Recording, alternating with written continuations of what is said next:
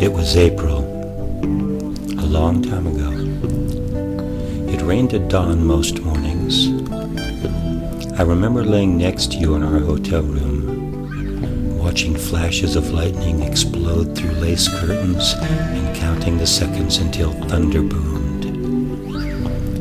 Fat drops of rain hammered our balcony furniture in bursts like Chinese firecrackers. I was surprised that you could sleep through it. You encouraged my clumsy Italian, laughing when no one understood, and then made me over-tip waiters to reward their tolerance for my bad accent.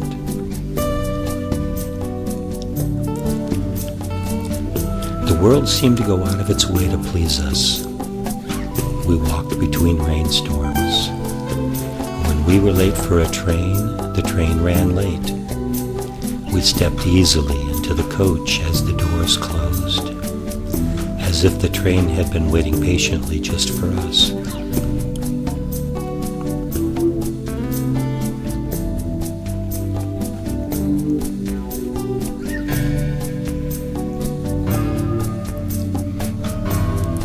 There was never any thought of forever.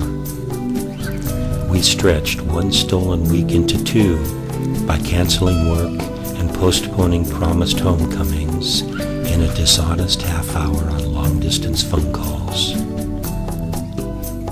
I never learned your real name, and I never told you mine. We both had someone waiting at home. We agreed to allow ourselves this guilt-free time together if we never attempted to repeat it.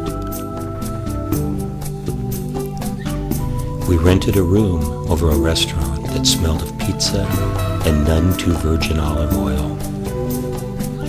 We made love on a lumpy bed. We got drunk on cheap local wine. We walked on narrow cobblestone streets and left coins in the cases of street musicians.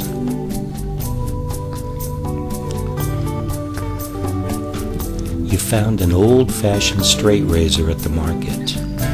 Thereafter, every morning, you, biting your lip with concentration, would cover my face with thick lather and shave me. I mimed desperate prayers to heaven that you wouldn't slip and kill me. You laughed and told me to be still, or that prayer might be my last. One night, I asked if you trusted me. You nodded yes, trembling as I used your long winter scarf to tie your hands together above to the iron railing of our bed. When we made love, you woke the old couple in the floor above who hadn't heard anything since World War II.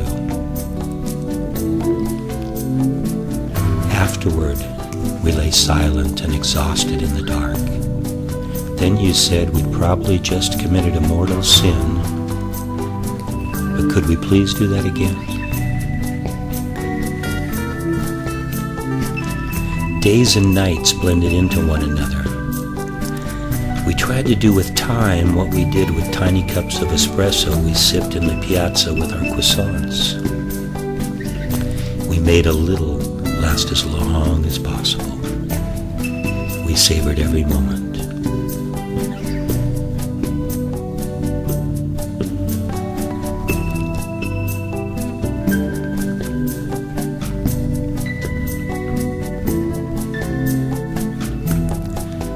Last morning, the rain came at dawn as usual, but it didn't let up.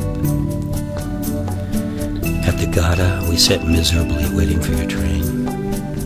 You wore a thin coat over a summer dress and shivered. I sat close and wrapped my warm jacket around you. You put the big straw summer hat I bought you next to your luggage. You said your luggage would ruin it if you put it inside. And you cried a little. I wanted to.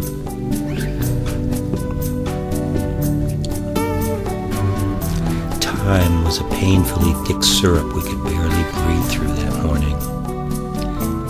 When your train arrived, you boarded and sat by the window, looking resolutely forward. remained on the bench, watching you, memorizing your profile. I wanted you to turn around, blurt out your real name, tell me where you lived. I also prayed you wouldn't. I knew I wouldn't be able to let you go.